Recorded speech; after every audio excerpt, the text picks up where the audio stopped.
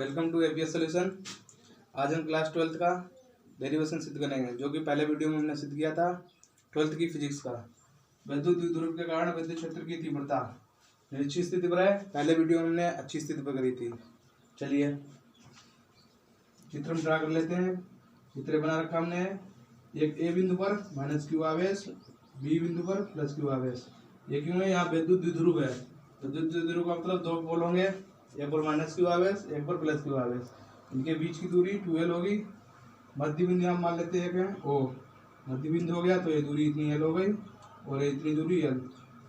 यहाँ से r दूरी पर एक बिंदु P मान लेते हैं, जिस पर विद्युत क्षेत्र की तीव्रता ज्ञात करनी है। इस बिंदु पर विद्युत क्षेत्र की तीव्रता निकालेंगे। चलिए पहले रचना करते हैं। माना विद्युत द्विध्रुव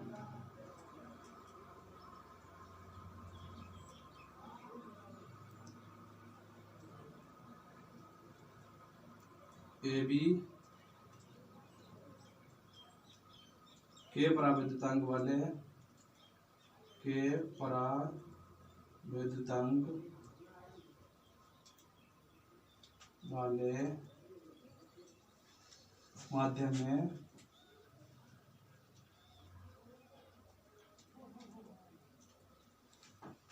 स्थित है।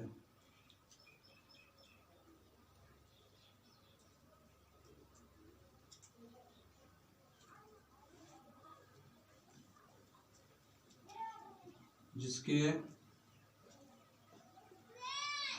मध्य बिंदु मतलब है मध्य बिंदु ओ से r दूरी पर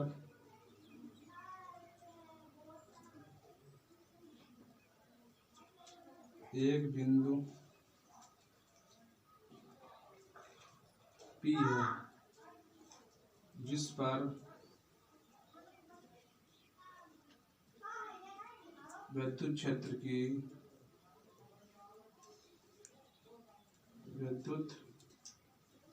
की तीव्रता ज्ञात करनी है।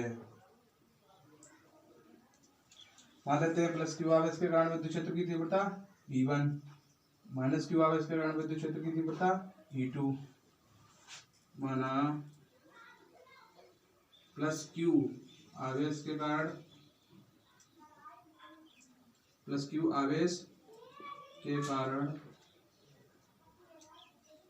विद्युत क्षेत्र की तीव्रता E1 तथा माइनस क्यू आवेश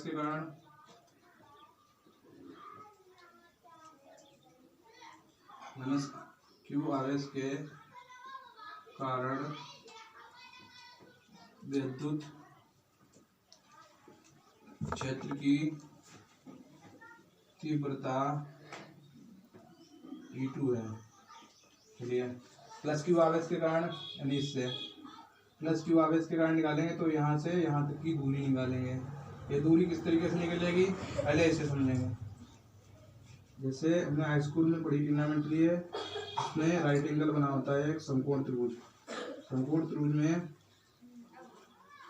मतलब 90 डिग्री का। यहाँ पर एक सूत्र लगा देते हैं लाल टेकट का। जैसे कि हम जानते हैं पाइथागोरस ने सिद्ध की थी। यहाँ पर ये हो गया आधार, ये हो गया लंब, ये हो गया कर्ण। तो यहाँ पर देखिए ये हो गया लंब, ये हो गया आधार, ये हो गया कर्ण। तो यहाँ पर निकाला था कर्ण का स्क्वायर बराबर लंब का स्क्वायर प्लस आधार का स्क्वायर। यहाँ पर कर्ण क्या है? V और P बराबर लंब यहाँ पर क्या है? ये लंब ये हो गया R स्क्वायर, आधार L हो गया L स्क्वायर, कर्ण का स्क्वायर, यहाँ से स्क्वायर हटाएंगे तो ये दूरी आ जाएगी R square plus L square. यहाँ से स्क्वायर इधर गया, हट गया, फ्रंट रूट चल गया, यानी BP दूरी ये आ गई। ये दूरी ये निकल आई पाइथागोरस के थ्रू, यानी ये दूरी हो गई है R² प्लस L²। इसी प्रकार ये दूरी इधर निकलेगी, ए और बी की साइड में। यानी इसी प्रकार इसी का यूज करके पाइथागोरस का यूज करके ये वाली दूरी भी यही मिलेगी। इक्विलेटरल है मतलब दो भुजाएं बराबर हैं, जो ये वाली भुजा होगी वही ये वाली भुजा होगी, यानी R square plus L square. चलिए अब प्लस क्यू आवेश के कारण विद्युत क्षेत्र की तीव्रता निकालेंगे। तो यहाँ पर दो घटक होंगे, जैसे यहाँ पर इस तरीके से ये है, यहाँ पर E2 E1 E परिणामी तीव्रता है, E परिणामी तीव्रता यहाँ पर आई E1 cos थीटा और plus E2 cos theta. Sine theta वाले प्लस माइनस में इसलिए कट जाएंगे विपरीत आवेश।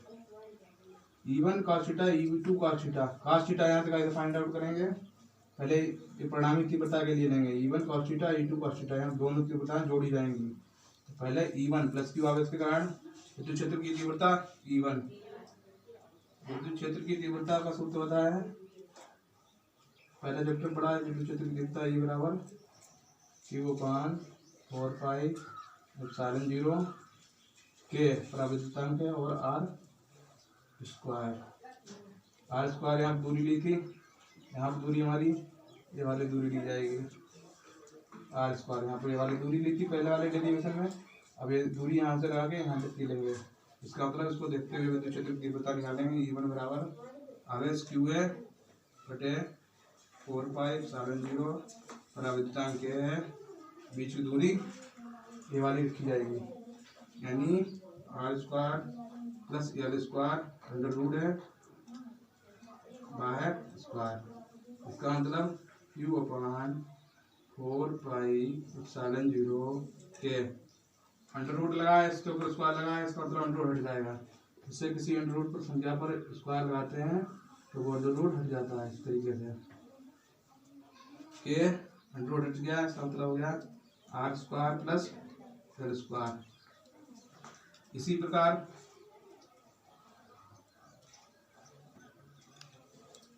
माइनस क्यू आवेश के कारण विद्युत क्षेत्र की तीव्रता, ये दूरी लेंगे, माइनस क्यू आवेश के कारण विद्युत क्षेत्र की तीव्रता E2 ही है, इसका मतलब E2 बराबर Q/4πε0 के, यहाँ पर भी दूरी वही है under root R square plus L square का होल स्क्वायर। यहाँ पर भी वही कंडीशन आ जाएगी Q/4πε0 के R square plus L square, यहाँ पर भी अंडर रूट हट गया। अब हम परिणामी तीव्रता की बात कर रहे थे,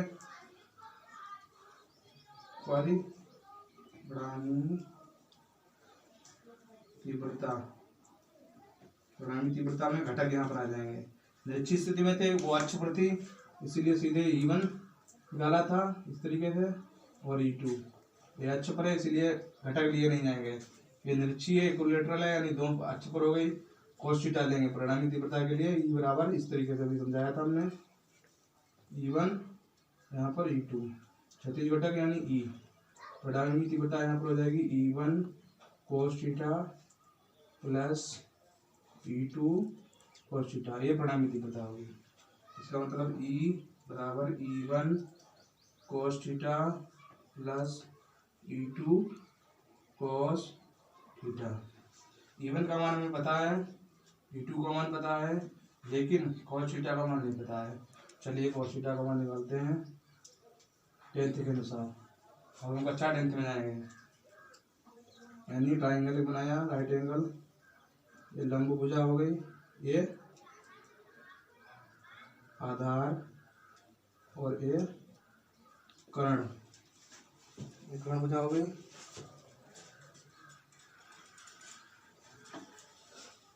लाल बटे का भी सूत्र बताया था,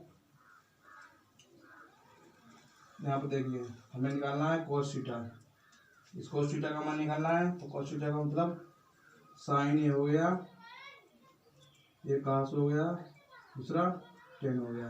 कास का मतलब ये वाली भुजा यानी ए वाली भुजा, इसका मतलब हो गया आधार बटे कर्ण, आधार का मतलब ये वाली भुजा, इसका मतलब ए, एल बटा कर्ण ए वाली भुजा, इसका मतलब ये हो गया कर्ण, यानी R square plus L square और अंडर रूट। cos थीटा का मान यहाँ पर उठा के रख देंगे, ये हो गया cos थीटा का मान। चलिए ई बराबर E1 का मतलब E1 ये है, ये लिखा है, ये लिख लेंगे Q अपान 4 पाई एप्सिलॉन 0 के, और cos थीटा का मान अभी हमने निकाला था L upon under root R square plus L square. इसी प्रकार प्लस E2 का मान Q अपान 4 पाई एप्सिलॉन 0 के under root R square plus L square. चलिए आगे बढ़ते हैं। अब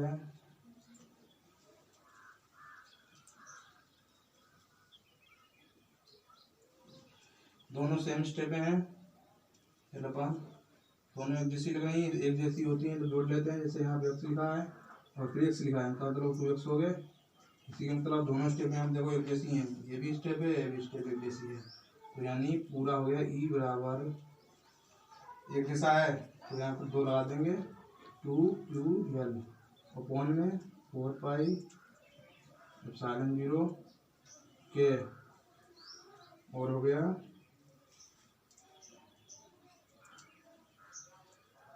यहाँ पर एक स्टेप छूट गई है R square plus L square.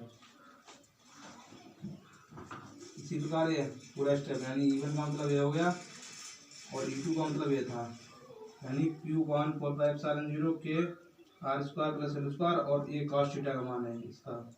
इसी प्रकार ये E2 का मान ये रख दिया यहाँ पर पूरा, ये छूट गया यहाँ पर है R square plus L square, और cos थीटा का मान है L upon under root R square plus L square. दोनों स्टेप सेम सेम हो गए। इसी तरीके से यानी R square plus L square और अंडर रूट में R square plus L square, R square plus L square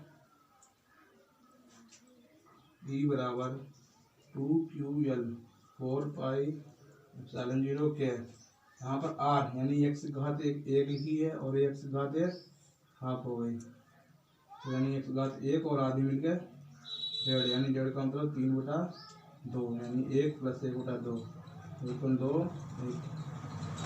3/2 इस तरीके से। यानी ये से मान लिया x, एक यहाँ पर घात है और ये अंडर रूट में, अंडर रूट का मतलब एक घात आधी होती है, इसे जोड़ेंगे तब यानी 3/2, यानी R square plus L square का मान आया है 3/2। 2QL ये हमारा विद्युत द्विध्रुव हो गया। 2QL P बराबर 2QL होता है विद्युत द्विध्रुव की परिभाषा से, तो ये हो गया हमारा 2QLP अपॉन 4 पाई एप्सिलॉन 0 के R square plus L square की पावर 3/2। अब हम यहाँ मान लेते हैं चूंकि R जो है वो बहुत बड़ा है L से, तब L को निगलेक्ट कर देंगे, यानी नगण्य मान लेते हैं, L को नगण्य मान लेते हैं छोड़ देने पर, यानी E बराबर P अपॉन 4 पाई एप्सिलॉन 0 के R स्क्वायर हो गया, बाहर 3/2 लिखा है, यानी 2 से 2 कट गए, अच्छा हुआ मेरा फार्मूला आ गया, यानी E बराबर P अपॉन 4 पाई एप्सिलॉन 0 के R क्यूब, ये हमारा फार्मूला निकल आया है। निर्वात के लिए के बराबर रख देंगे,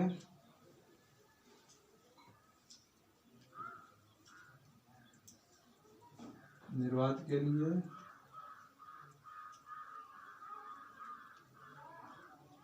के बराबर 1 रख देंगे, यानी अब उत्तर ई बराबर पी अपॉन के की जगह 1 कर देंगे 4 पाई एप्सिलॉन 0 आर क्यूब। ये फाइनल आंसर आ गया है।